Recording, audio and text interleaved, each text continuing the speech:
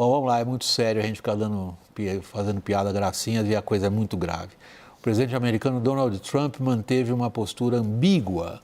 Ambígua é o mínimo que se pode dizer sobre o que ele fez.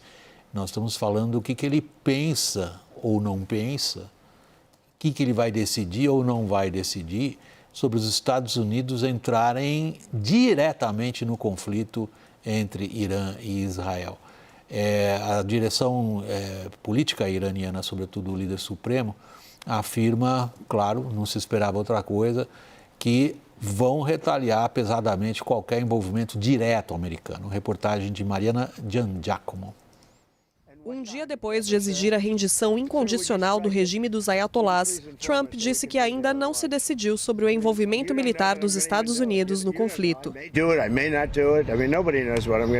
O secretário-geral da ONU, Antônio Guterres, fez nesta quarta-feira um apelo para que potências globais não entrem na batalha. Qualquer intervenção militar pode levar a consequências enormes, escreveu Guterres. Israel já controla o espaço aéreo iraniano, mas dependeria dos Estados Unidos para destruir a principal instalação de enriquecimento de urânio do regime, que fica dentro de uma montanha. Em entrevista à CNN, o vice-ministro de Relações Exteriores do Irã, Majid Havanchi, afirmou que qualquer envolvimento norte-americano seria retaliado. Ele ainda comparou o episódio com a guerra de 8 anos entre o regime dos ayatolás e a ditadura iraquiana, na década de 1980. À época, Saddam Hussein invadiu o país persa com o apoio da Casa Branca. We will do whatever necessary. Although there are hardships, no doubt about it, but Iranians are known to be very hard at defending their territory, and this is exactly what we are doing. Até agora, Trump deu sinal verde para Israel continuar os ataques contra instalações iranianas. Chegou inclusive a dizer que o regime teocrático estava prestes a desenvolver uma arma nuclear. A afirmação contradiz a própria inteligência dos Estados Unidos, que avaliou que a República dos Ayatolás não estava sequer tentando construir uma bomba nuclear. Desde a madrugada desta quarta, Israel atingiu 40 alvos na região de Teherã, incluindo centrífugas de enriquecimento de urânio e fábricas de mísseis balísticos. Uma fonte do exército israelense, por outro lado, afirmou que o Irã já disparou cerca de 400 mísseis balísticos contra Israel desde o início do conflito e também cerca de 1.000 drones. 20 projéteis teriam atingido áreas civis, matando 24 pessoas. Eu vou começar com você aí nos Estados Unidos, porque a primeira questão se refere exatamente à postura, ao comportamento do presidente Donald Trump. A gente viu o suficiente na reportagem para não precisar repetir tudo que ele falou ou não conseguiu falar hoje, mas nota-se no noticiário americano um racha, e eu queria, na sua avaliação, examinar quão significativo é esse racha para a gente entender a postura do presidente americano. Por exemplo, o Steve Bannon, que sempre foi um apoiador de Trump, veio hoje a público dizendo que está louco de entrar direto no negócio do Irã. Isso é problema dos israelenses. Eles começaram, eles que terminem. A gente vê essa postura em alguma ou outra voz dentro do Partido Republicano, dizendo America First, Donald Trump, foi o que você prometeu para nós. Ou seja, vamos pensar em nós, não nos problemas dos outros. Quanto que, na sua avaliação, isso pesa na postura do Trump? Perfeito, William. Se o Trump decidir entrar nessa guerra contra o Irã, a gente vai estar testemunhando uma mudança estratégica do pensamento do Donald Trump bastante significativa, né? Vamos lembrar que o Donald Trump ele se lança à presidência rompendo com muitas das práticas do Partido Republicano até então. O Partido Republicano de George Bush, que havia invadido o Iraque, o Donald Trump foi muito crítico à invasão do Iraque durante a campanha. Ele, inclusive, durante as primárias, teve embates com o Jeb Bush, que era irmão do George Bush, à época tido como um dos favoritos a ganhar a nomeação do Partido Republicano, criticando fortemente essas intervenções norte-americanas no Oriente Médio. Grande parte da visão do Donald Trump sobre política política externa tem a ver muito com essa postura mais voltada para dentro, mais isolacionista, né? O movimento trumpista prefere utilizar o exército norte-americano em Los Angeles e não em Teherã, né? Para fins domésticos mais do que para fins externos. Então seria uma mudança muito significativa de postura do Donald Trump. Se a gente olha o padrão do Donald Trump como um todo, a gente é obrigado a concluir, seguindo este padrão, que o Donald Trump tenderia a não aprovar o ataque contra o Irã. Ele teria que, e tem feito isso, lutado internamente, essa é o racha que você se refere, né? Muitas forças dentro do trumpismo, desse trumpismo tradicional, que é muito anti-intervenção externa, têm sido muito críticos à intervenção americana no Irã. Se a gente citar apenas um exemplo, que como o Donald Trump hoje está muito cercado, aliás, de pessoas que são muito mais reticentes a intervenções externas do que no seu primeiro mandato. No seu primeiro mandato, o vice-presidente, que era o Mike Pence, hoje está aí pedindo a intervenção no Irã. O vice-presidente hoje é o J.D. Vance, que é alguém muito desconfortável com esse tipo de intervenção e muito contrário a qualquer tipo de intervenção americana no Irã. Então, o Donald Trump, caso decida fazer isso, ele vai ter que lutar uma guerra interna dentro do seu próprio movimento e vai estar quebrando, mudando definitivamente a sua perspectiva de política externa. Isso contraria tudo que o Trump tem feito até então. Se a gente lembrar a ação militar talvez mais ousada de todo o primeiro e segundo mandato do Donald Trump foi em 2020, justamente contra um general iraniano, Soleimani, que estava do Iraque, né? Então ele toma esta ação, mata esse general, o Irã responde atacando algumas bases norte-americanas e o Trump para por aí. Quer dizer, ele não continua um processo de retaliação, né? Então, uma postura muito cautelosa no que concerne ao uso da força militar norte-americana. Caso ele decida, Leonardo, repito, entrar nesta guerra, estaremos testemunhando uma mudança profunda de pensamento estratégico. a gente tem, Leonardo Matos, a gente tem investimento como pode na rua agora, essa guerra das palavras, dentro do que seriam as forças próximas, as forças que apoiam o Trump. Mas há no campo da realidade fatos já bastante concretos. Eu me refiro especialmente ao deslocamento de importantes ativos militares americanos da Ásia em direção à área do Irã. Não é trivial deslocar um porta-aviões como o Nimitz. É uma das armas do fim do mundo, por sinal, com toda a sua força-tarefa. Não é trivial o deslocamento de uma série importantíssima de aeronaves que participam das operações de logística essenciais para os ataques aéreos israelenses e, ao que se antecipa, possivelmente americanos. Do ponto de vista estratégico, você vê que começa a fazer sentido para o Trump entrar diretamente no conflito? William, eu concordo com o professor Pódio que, aparentemente, com os dados aí históricos do Trump, a tendência dele é não atacar o Irã. Mas, como você mesmo falou, o grupo de batalha do USS Nimitz, que é um porta-aviões nuclear, todos os porta-aviões dos Estados Unidos são nucleares, uma capacidade militar fantástica, cada porta-aviões desse tem a capacidade entre 70 e 80 aeronaves de combate. Os Estados Unidos já têm o grupo de batalha do Carl Vinson lá na área. O Nimitz deve estar chegando neste final de semana, sábado ou domingo. Ele já cruzou o Estreito de Malaca, ali no Sudeste Asiático. Então, os Estados Unidos vão ter 2 grupos de batalha na região, mais as aeronaves que desdobrou. Isso, William, é aquela jogada de você tentar ainda negociar, mas com um porrete na outra mão, né? Você tem que ter o poder militar forte, mesmo que a sua arma preferencial seja a negociação, seja a diplomacia. É isso que as grandes potências fazem. As grandes potências têm grandes forças armadas, elas negociam, né, elas usam seus diplomatas para negociar, mas têm ao lado uma forte marinha, um forte exército, uma forte força aérea, e é isso que o Trump está querendo pressionar o governo do Irã a aceitar as negociações. Já escutamos que nesta sexta-feira talvez tenha uma reunião em Genebra, envolvendo ministros de relações exteriores de alguns países europeus, mais o ministro de Relações Exteriores do Irã, e estamos de olho aí no Steve Witkoff, né, que é o grande negociador aí do Trump, para ver se ele vai, se tem algum movimento Witkoff para ir nessa reunião na sexta-feira.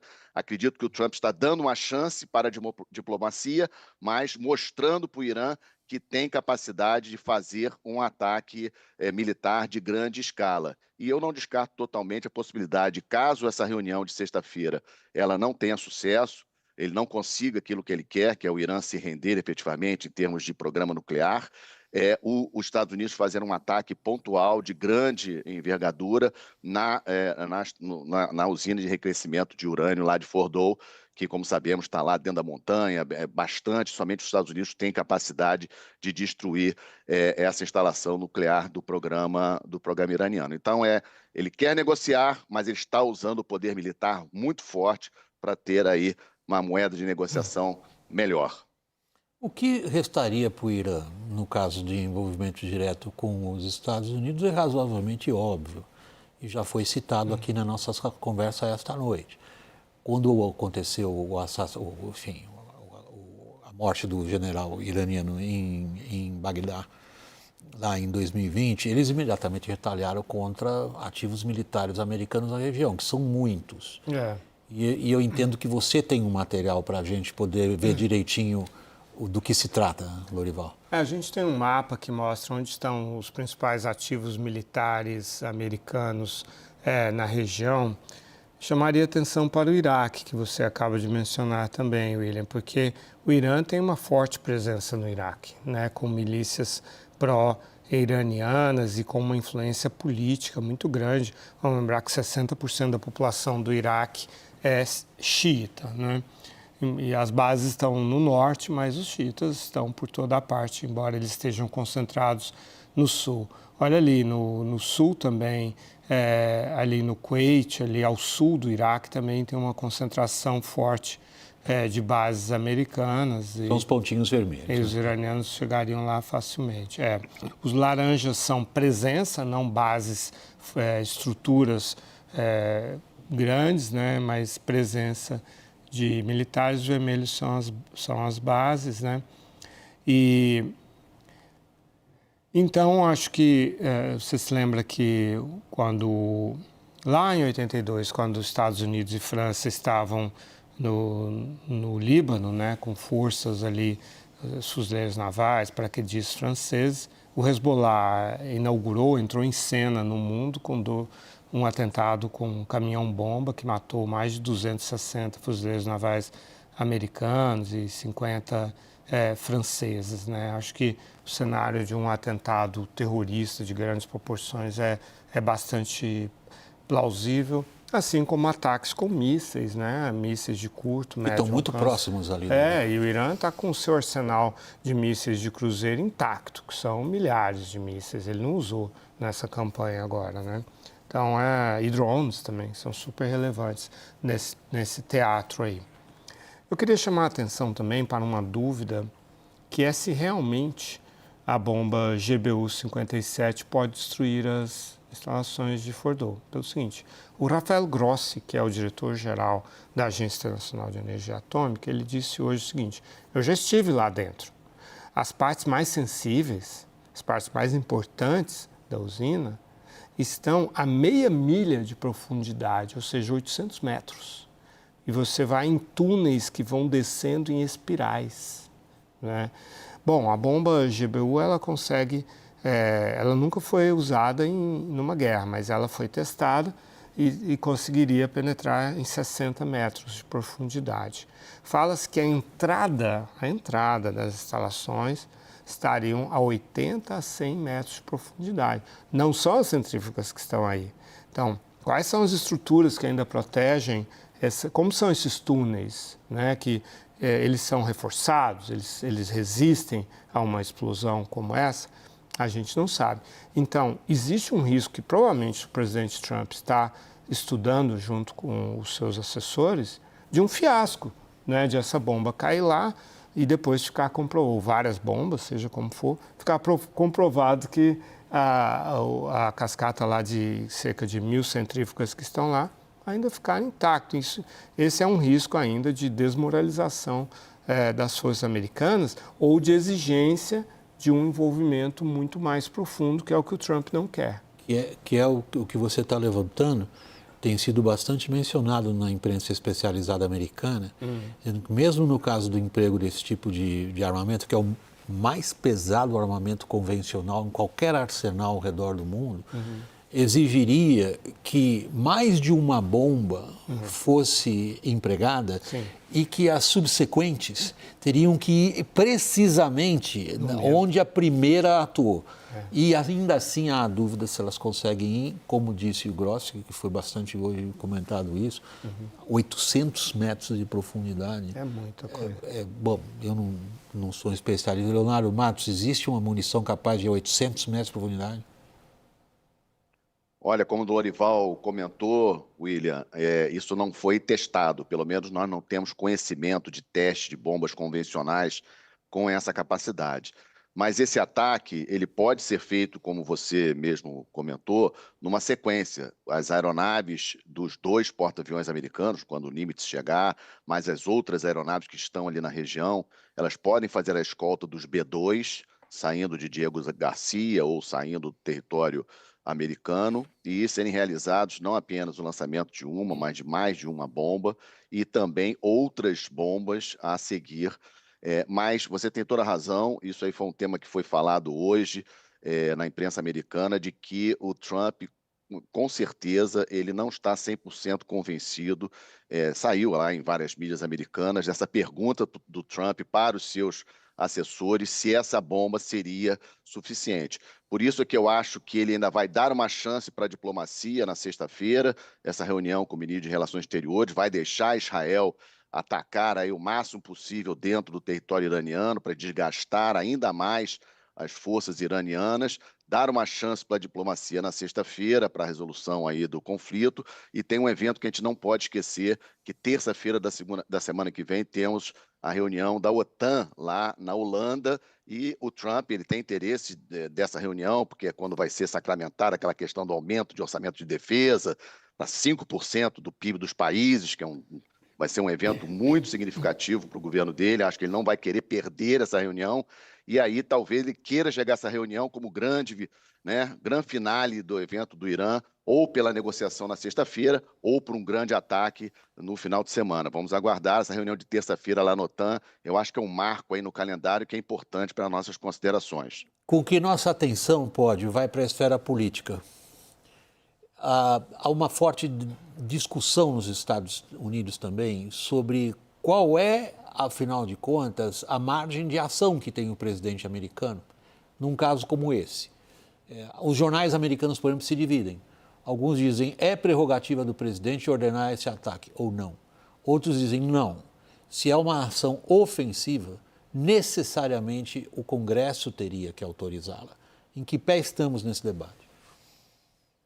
Essa é uma disputa que está bastante quente aqui nos Estados Unidos. Os congressistas norte-americanos, tanto democratas como republicanos, se articulando, organizando no Congresso, inclusive para tentar aprovar algum tipo de resolução, justamente para deixar essa ambiguidade a que você se refere mais clara, pelo menos nesse caso do Irã, ou seja, para exigir que qualquer tipo de ação militar do Irã, o Donald Trump tenha necessariamente que pedir uma autorização do Congresso. Agora, o que a gente tem visto, primeiro, é que historicamente o presidente norte-americano vem concentrando poderes, né, e principalmente no que se refere a ataques externos, e no caso do Donald Trump tem se mostrado alguém que tem uma tendência a concentrar poder em si próprio, né? Ele não é alguém que tem muito conforto em trabalhar com o Congresso, não à toa ele tem governado aí via ordem executiva, e a grande questão que ele tem que negociar com o Congresso, que é o orçamento, está tendo enormes dificuldades, né? O orçamento que o Trump mandou para o Congresso